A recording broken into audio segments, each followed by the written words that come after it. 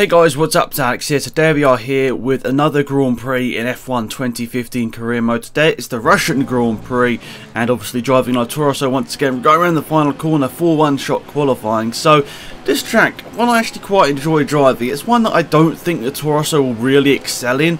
It's one with quite a few fast corners where I think maybe the Toro is probably lacking a bit of downforce in comparison to the Mercedes and the Ferraris. Also some quite long straights in there as well where I don't think it'll be good, but through the first corner we're into P1. I think the first sector weirdly will be the one we might be most good at. So through this first sector we break a bit late through here, we got a bit wide through there. And I think we lose a bit of time to the likes of the AI. I think if you look in the mirror, looks like his tyres are like literally inside mine. So yeah, can see Hamilton goes through there as he brakes a little bit later. But yeah guys, I've got to say, when I've switched out to Legend difficulty, I think the races have been a bit more exciting for you guys. It's not just me driving around and literally just overtaking everyone. It's me to be a bit smart with my tactical decisions in the race, like when do I pit, when do I go for a certain overtake, because then they might get DRS back and that sort of thing. I think the racing has been a little bit better, so hopefully you guys have enjoyed. I have got a good idea for season number 2 of F1 career mode. Hopefully you guys do enjoy. Obviously it's a little bit different because you can't sort of actually switch teams in this sort of career mode. It's sort of a season mode, so basically I'm going to have to sort of all restart it once again. So I'm going to have to start off with a new driver, but I don't know whether I'll technically keep calling it the career mode, like part 21, 25, 30, that sort of thing. I'm not too sure if it's going to be like that or whether we'll just start off a whole new career mode, but I think I know who we're going to be for the second season, but you guys are going to have to wait a couple of days to see who that is. But yeah, I'm looking forward to the season 2 as well. It should be something a little bit different to what everyone else is doing, so hopefully that'll be exciting as well. But anyway, the run up to the start finish line, we're going to finish in 6th place here in Russia. But let's head over to Anthony Davidson and David Croft for the race preview.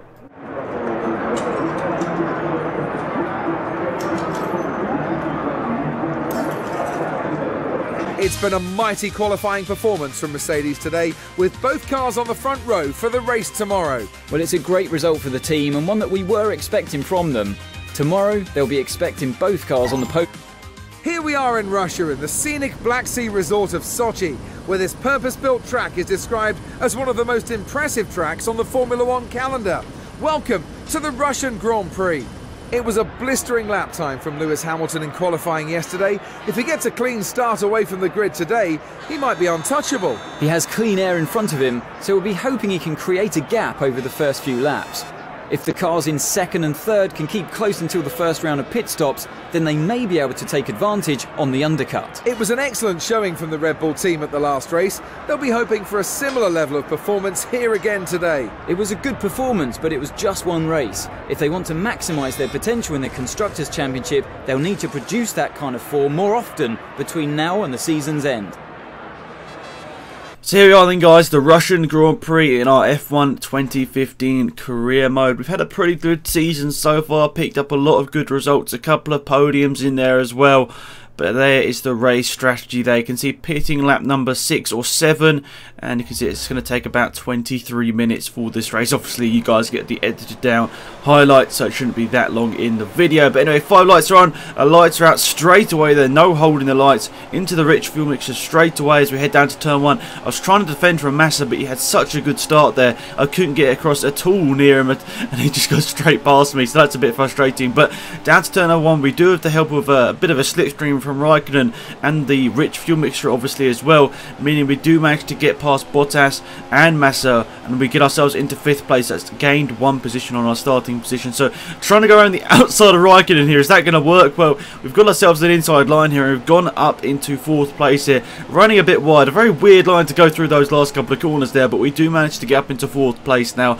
But Sebastian Vettel in his Ferrari in front, he's going to be quite tough to overtake. I mean, especially we're losing a bit of time, especially into the straight in the second here, because even though Russia, you could say, is quite a twisty track, it does have about 3, I think, quite long straights, so it's going to be tough to really be able to keep up with these front guys. Obviously the Ferrari and the Mercedes power is a lot better than the Renault power in my Toro Rosso, so it's going to be tough to keep up with them. I've trimmed out the car a little bit so the downforce levels should be pretty equal, so straight line speed shouldn't be too much of a disadvantage. But then we also go to the sort of twisty parts of the track where we have less downforce than the AI, and it's really tough to keep up with them. But last sector here, we sort of are keeping up the AI, but we run a bit wide here. Sebastian Vettel gets a bit of a gap on us here. We try and sort of leap over the curves here, getting quite a few exceeded track limits there, but it's not the case, and we don't manage to really get the rewards from a decent first lap there, and we do have to stay behind Vettel for now. You can see I tried to move across there on Massa on the start there, but well, he just had such a good start, I just couldn't really do anything about it. You can see at the front there, two Mercedes going side by side. Rosberg looking to the inside of Lewis Hamilton at the first corner. I don't think he managed to get that done, but we managed to get past both of the Williams after braking late.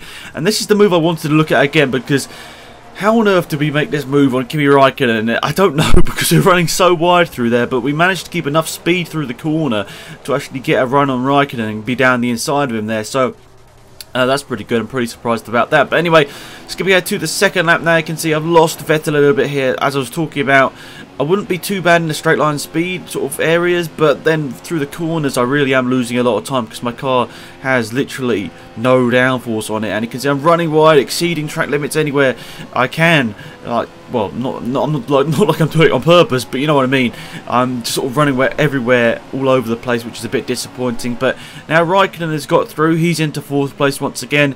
It's pretty much impossible to defend from him there, because even though he didn't have the DRS there, he actually has such good straight line speed in the slipstream of me as well, and he managed to get that move done. He moved himself up into 4th place. I don't know, we could actually try and stay up behind Räikkönen here. We might be able to close down the AI in front. So now we're going to go side by side like we have done in the last couple of races. You guys seem to enjoy it. I think it's something a little bit different, so I think we're going to probably continue it for the rest of the career mode, as long as you guys do enjoy it. Of course, if you have any other ideas you'd like to see in the series, any sort of editing techniques you'd like to see, leave it in the comments section down below. But heading to turn number 1, Massa, he has his DRS wide open, so do I. We're looking to the inside of Räikkönen. I'm not too sure if that's just to defend or to try and attack there, but we ran a bit wide through the first corner, and Massa gets a really good run around the outside. He can't keep his foot down just enough to go around the outside of us there, so we keep our 5th position for now. And he's under pressure from his teammate Bottas, and I'm really struggling now. I mean, it's only 3 laps in, but my tyres, obviously with so little downforce on the car, they seem to be sliding about a lot more, and I'm losing time to Räikkönen already. So that's a bit disappointing, obviously, for us, but I think we realised that the AI are obviously a little bit faster in a little bit slower in qualifying. For some reason, they never have a really fast lap in qualifying. They all seem to be a little bit slower than you'd expect, but we pulled away a little bit from Massa through there, as he hasn't been too fast through there, so that's good for us. We've opened up the gap a bit here. So down the back straight now, the DRS will be open for Felipe Massa down here. And oh, there's something in the middle of the track. It's a Mercedes car. What is happening there? There's a Mercedes in the middle of the track. I didn't actually catch which one of them it was, so we'll see in a second here in the replays, but for some reason there's a car in the middle of the track, and there's contact. Another Mercedes is going very slowly here. I've managed to get around the outside of them there.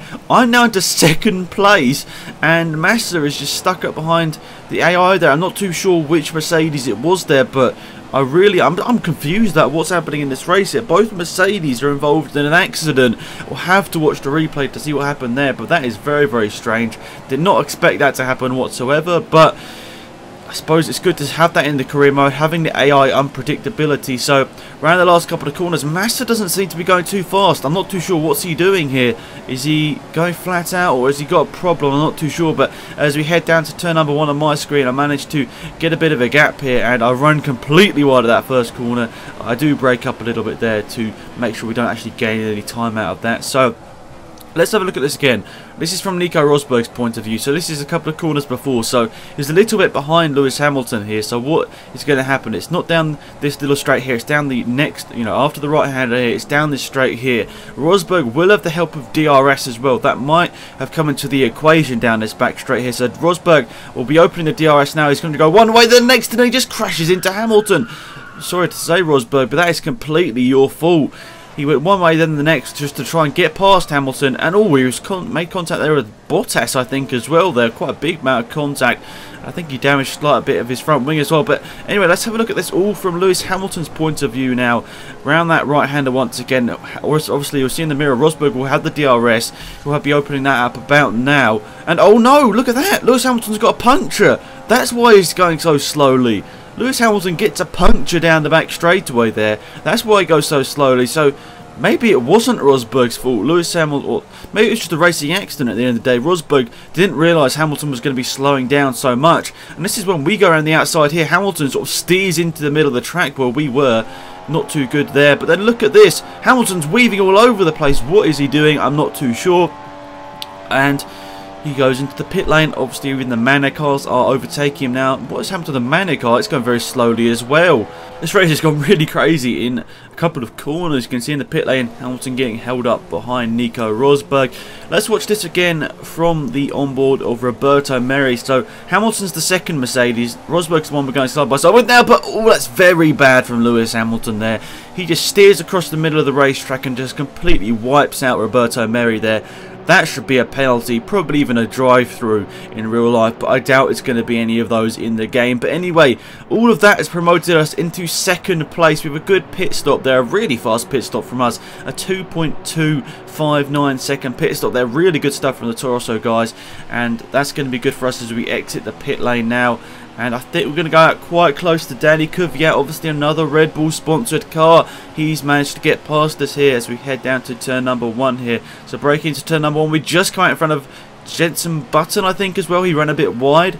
I think he was trying to get around the outside of us there, but I was not letting him get past. Obviously, this first lap on these tyres, it won't be too good for us because it means that the tyres won't be up to temperature. It's going to be tough to close down the likes of Kvyat here, but I think we have a decent chance here of being on the podium. We have obviously faster cars behind who will inevitably catch up to us in this race, so we're going to have to defend. It's going to be tough obviously with the DRS zones placed where they are. It's going to be tough for us in our Toro Rosso with not very good straight line speed in comparison to the AI. Obviously, I've trimmed out the car to have good straight line speed, but they would have as well. So, even though I wanted to get an advantage from it, I'd have to go on like full no downforce, so that makes any sense, to be anywhere near the AI and like the Mercedes and the Ferraris in a straight line. But you can see here, Danny Kvyat in front of us. We're both powered by Renault here, but I've got a bit of a slipstream here, I'd say at least, and down the main, or sorry, down the back straight I should say, we've gone down the inside of Danny Kvyat there.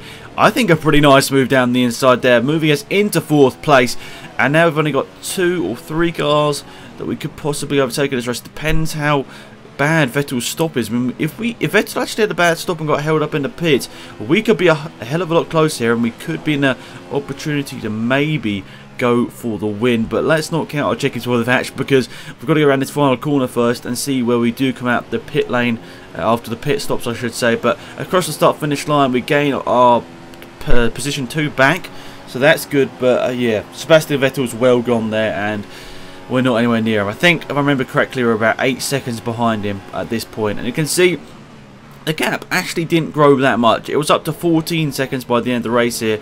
I thought I did a pretty decent job of staying with Sebastian Vettel's pace considering the car differential. I think overall, guys, I sort of had the pace of the AI. In, like, you know, for example, I was about as fast as my teammate, that sort of stuff. We'll see obviously with the lap times at the end, but I thought I didn't do that badly whatsoever. But really, I got a really good position here through just staying out of the way of people's accidents, and I come across the line to finish in P2 in the Russian Grand Prix. What a surprising Grand Prix that was. And Sebastian Vettel wins, I'm second, and Valtteri Bottas picks up third place for a very, you'd say, a little bit strange looking podium here. You'd normally expect a Mercedes driver to be on the top step at least. You'd never really see a Toro Rosso driver on the podium, and it hasn't been that likely this season you'll see a Williams driver on the podium. So there we are, guys. A good result for us, and it was very unexpected. I thought I had decent pace in the race, obviously not the pace to keep with the faster cars like the Ferraris and the Mercedes, but we capitalised on the mistakes of others and we managed to get a good race in there. You can see my lap time actually there was over a second faster than Verstappen's there, but you can say he was probably held up behind traffic and all that sort of stuff. And Raikkonen actually got a 10-second penalty, or 2 10-second penalties, I'm not too sure. He's gone all, I think it must have been only 1 10-second penalty, but that's actually dropped him outside the podium, which is surprising. So he was going to be on the podium, but yeah, good for us. We've gone into 5th place in the championship once again. That sort of bad result from Raikkonen actually helped us out because it's meant we've gone back past him, and yes, looking good, isn't it? We're in 5th place now. Realistically, I think the lowest we can really drop now is 7th place. So yeah, we're going to have a good season here nonetheless. Obviously, I want to try and keep top 5, but Thanks again guys for watching this video. I'll see you all soon for more F1 2015 career mode. It's been X, I'm out here. Goodbye.